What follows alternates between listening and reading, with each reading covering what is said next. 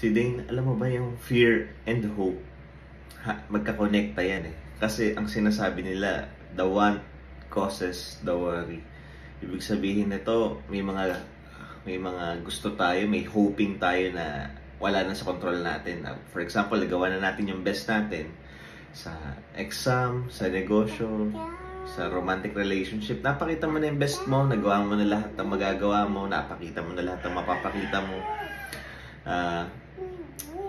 Ano mo na, lahat na ng bibigay mo na, ibigay mo sa lahat ng aspeto. Tapos, yung hoping and fearing, magkakonekta yan na kung paano kung hindi mo makuha, paano kung hindi mo makamit.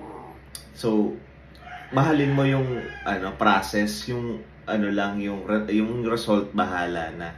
Gawin mo muna yung best mo para yung ano man yung maging resulta, makuha mo, okay lang sa'yo.